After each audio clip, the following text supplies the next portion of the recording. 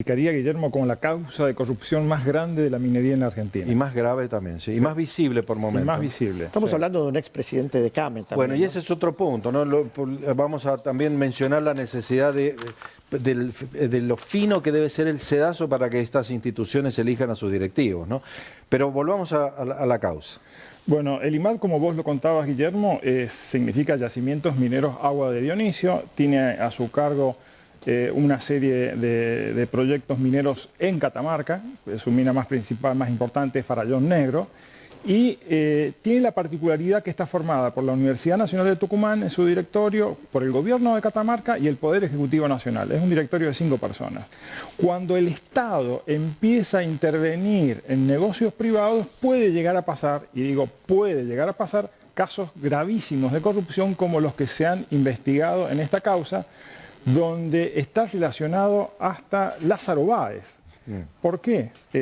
Se empezó a partir de una auditoría interna de que una empresa que producía oro, ¿sí?, compraba a precios exorbitantes, por ejemplo, el cianuro, indispensable, el cianuro de sodio para obtener el oro. Se mencionó en la causa, Miguel, corregime si estoy equivocado, de un sobreprecio del orden del 200% para el cianuro. Exactamente, pero no se logra dimensionar todavía cuánto era el sobreprecio.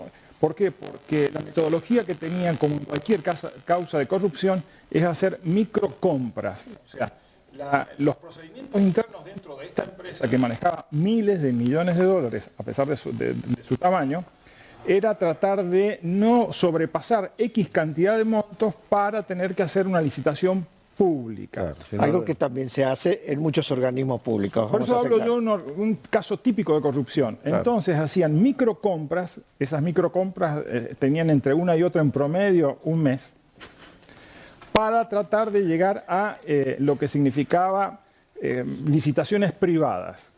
¿Qué significaba licitaciones privadas? Que yo invitaba a participar en estas compras a quien yo quería. Mandaba un mail, nadie se enteraba. Estas empresas tenían dudoso prestigio y contaban con la colaboración de la Secretaría de Minería de la Nación, porque vos el cianuro de sodio lo tenés que importar. Porque, y le explicamos a nuestros televidentes, la importación del cianuro para la aplicación en diferentes industrias de la minera requiere un protocolo, y el transporte un protocolo muy particular como el del mercurio, por ejemplo. Exactamente. Auditorías internas dentro del IMAD empiezan a darse cuenta de que estaban frente a hechos irregulares. Entonces empiezan a solicitarle al directorio que comandaba Manuel Benítez que haga un esfuerzo el directorio, la gerencia, para buscar, proveedores nacionales o extranjeros que estuvieran a un mejor precio y a una mejor calidad del producto. Cuando vos ves las cifras que se han manejado solamente en un plazo de 2 años, que fueron los que se investigaron, y que contaron con las auditorías de consultoras como Deloitte, que por ahí la gente no sabe, pero son consultoras internacionales, se llegaron a pagar 1.200 millones de dólares por cianuro. Pero lo más grave es en la investigación que hace la justicia, porque el juez que interviene en primera instancia se niega a preguntarle a las otras empresas que hay en la Argentina cuál era el valor, cuál era el costo del cianuro. A ver. Hubo un juez que sin investigar el fondo de la causa lo sobreseyó directamente. Sí, directamente, sí. Dijo y ese juez me imagino que va a ser investigado ahora. Eso está, esto es la Cámara Nacional Electoral que ha revocado ese fallo y está diciéndole al juez, póngase a trabajar directamente. Le está diciendo, mire, pregúntele a las otras empresas cuánto costaba o cuánto pagaban ellas por el cianuro. Haga una investigación de si las empresas estaban cartelizadas entre ellas, las que permanentemente participaban en estas licitaciones privadas. En estas licitaciones que, te vuelvo a decir, se hacían privadas para que los montos bajaran y no tener transparencia pública. 1.200 millones de dólares en cianuro nada más. Si se pagó el doble de lo que valían, están hablando que pueden haber 800 millones de dólares pagados de más, aproximadamente. O más, Mariano. O tal vez más. Porque vos no tenés cuantificado todavía el perjuicio al IMAD, que el IMAD, para que lo entienda la gente, somos todos nosotros. O sea, no estamos hablando de algo que es privado. Y ahora, acá ha habido complicidad de otros funcionarios también. Eso no lo puede hacer solamente un directivo de IMAD. De hecho, están procesados una importante cantidad de exfuncionarios que formaban parte del directorio incluso, ¿no? Exactamente. Y si a eso le agregás que la compra del cianuro es la parte más chica de las irregularidades encontradas en esta empresa, le podés agregar desde cómo vendían el oro, que eso es algo ya directamente, digamos, desvergonzado. Casi nivel gitano. Sí, nivel gitano. Y cómo habían crecido las ventas de oro en IMAD. Si vos tomás en cuenta que desde el 2008, por ejemplo, hasta el 2014, en promedio el IMAD vendía 12,5 kilos de oro por año. A partir del 2014, a un precio que perjudicaba a la empresa, creció a 1.152 kilos de oro producía IMAD en medio de una grave crisis financiera, dicha por ellos, que por más que vendía, eran mayores las pérdidas para la misma empresa. Para que la gente tenga una idea, ¿cuál es la actualidad de Farallón Negro? Farallón Negro es una mina que es muy chiquitita, que está en su etapa terminal de producción, o sea, se tienen que replantear cómo vas a extender la vida útil de esa mina, para lo cual necesitas mucha tecnología, necesitas inversiones. Ahora, ¿por qué el Estado es el que la explota y no un privado, como sucede generalmente en todas las minas? Porque originalmente esa mina era del Estado. Originalmente era una mina propiedad del Estado, administrada por tres partes, como es así. Exactamente. El descubrimiento fue por parte del Estado.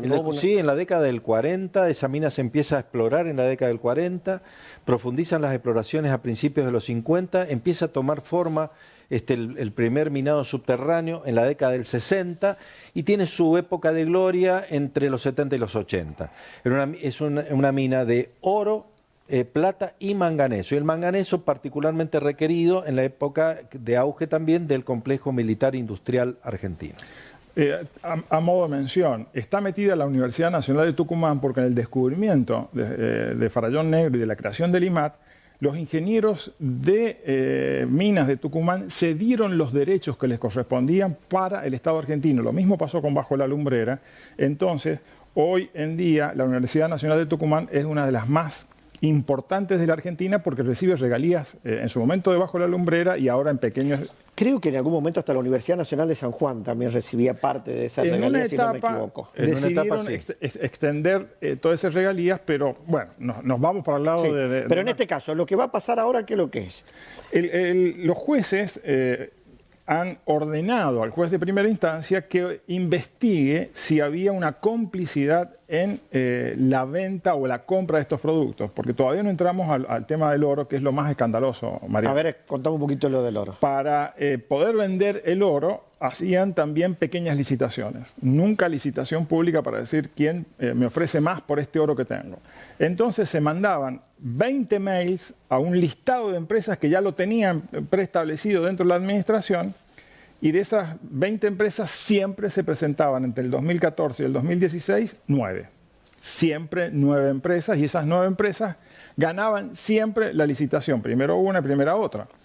Había algo muy extraño entre estas 9 empresas, era que todas compartían directorio, todas compartían los mismos abogados, compartían los mismos domicilios. O sea, que más que empresa eran sellos de goma, vamos a ser claros. Sellos de goma. Y en la investigación se le pide, originalmente el fiscal le pide al juez que averigüe cuánto pagaban o cuánto obtenían las empresas de oro en la Argentina cuando vendían sus lingotes. Metal doré no es lingote de oro. Tampoco el juez quiso investigar ni quiénes eran las empresas, y acá entramos en un tramo que todavía se conoce mucho, pero todavía no se publica, y es que los compradores de oro de Farallón Negro eran todas empresas agropecuarias, o sea, no tenían ninguna relación, por lo cual hay denuncias de lavado de activos. Y algunas de estas empresas pertenecen a los hijos de Lázaro Báez. O sea, es un tema que va escalando y que te va a permitir saber que en el medio de la peor crisis, que el directorio en la justicia dice que vendían a malos precios porque la situación de la empresa era muy mala, se distribuían regalías entre ellos del directorio para tratar de acompañar estos esfuerzos, que tampoco han sido investigados y que ahora la Cámara le dice al juez de primera instancia: jefe, póngase a trabajar. Bueno, y cerramos con dos brevísimos comentarios. Particularmente inquietante es que Farallón Negro, la mina de IMAD, esté en esa situación porque operando normalmente con la dotación que corresponde a una mina de baja escala, nunca fue deficitaria. Y segundo, durante toda la vida útil de Bajo la Lumbrera recibía regalías porque estaba en su propiedad minera. De hecho, el esquema de exploración inicial de Alumbrera partió de Farallón Negro. de la gerencia de Farallón Negro, promediando los 70, 1975 para ser más preciso. Y el otro punto que nos inquieta mucho, y lo mencionábamos con Mariano recién, Miguel, esto nos gustaría brevemente tu opinión, el sedazo por el cual deben pasar las autoridades de las instituciones que rigen la minería en la Argentina. Todos tenemos grandes esperanzas en su desarrollo, con lo cual que sean probos, además de su capacidad profesional, es indispensable, ¿no? Mi abuela decía que no solamente hay que serlo, sino parecerlo. Tal cual. Yo creo que todas las instituciones hoy en día están muy cuestionadas, sobre todo las públicas. O sea, este fenómeno Milei está arrastrando un proceso de rechazo a muchos ámbitos estatales, donde se han podido desarrollar actividades ilegales y corruptas, como la que mencionábamos en el IMAD, y que merecen no solamente la minería, sino entre todas las actividades de poner un poco de seriedad y de responsabilidad. ¿Por qué? Porque los medios de comunicación, Guillermo, y ustedes lo saben muy bien, están cumpliendo un papel que cada vez más creíble, cada vez más fuerte dentro de las comunidades, y nadie mira ya para el costado, ya nadie quiere tapar nada, la gente está saturada, ya no quiere saber más. Pero aparte, el que tape algo, tarde o temprano deja la actividad, porque las redes sociales lo mismo te lo hacen notar. Es imposible hacerlo. O sea, es imposible hacerlo. Pero sin embargo, siguen sucediéndose cosas en el día a día que vos te ponen en tela de juicio a veces. ¿Dónde está la honestidad? Sí. ¿Dónde está la transparencia? ¿Dónde está la ética? Que tal vez no aparece en una ley o una legislación como condicionante para asumir cargos, para asumir puestos, porque en todos lados se manejan amiguismos políticos y la mayoría de las veces ni siquiera condiciones técnicas para asumir o manejar una actividad, en este caso como la que estamos hablando, como es la minera. Y eso está trayendo repercusiones muy grandes, y si los dirigentes no toman dimensión de que las causas de corrupción o la sospecha de corrupción les puede llegar a salpicar en sus intereses políticos, creo que están viendo un escenario que no es el actual, en donde la gente está muy empoderada, los medios de comunicación están muy empoderados para no tolerar más ningún tipo de irregularidades de este tipo. Esta nota está subida también en Minería y Desarrollo, que es el portal tuyo. Exactamente, está en Minería y Desarrollo, donde nos acercaron, como a ustedes, cuando los medios de comunicación y los periodistas empiezan a tener transparencia y honestidad, la misma gente te acerca un fallo, te acerca una información te diciendo, che, por favor, esto no puede pasar. Esto fue lo que pasó en el IMAD. O sea, los mismos empleados que estaban viendo lo que pasaba de forma grotesca con contrataciones multimillonarias, porque eso era lo que manejaba el IMAD, empiezan a filtrar cosas. Y seguramente de esto habrán más novedades de las cuales vamos a comentar. Creo que va para el lado de Cristina Kirchner Mayoral y las empresas que compraban oro en la Argentina. Jorge Mayoral estaba en esa época, era secretario de Minería. Exactamente. Él era el que autorizaba el ingreso o no del cianuro. Sí, exactamente. Vos necesitabas contar si era una empresa para poder importar cianuro. Argentina no produce cianuro de sodio. Entonces necesitabas que autorizaran a las empresas. Pero quien autorizaba era Jorge Mayoral. La Secretaría de Minería de la Nación. Exactamente.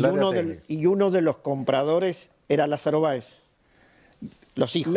Los hijos de Lázaro Báez están involucrados en la compra de los lingotes de oro. Bien. O sea, una trama digna de una película. Podemos hacer el guión. Miguel. Vamos a hacer el guión, la novela, la ponemos en capítulos.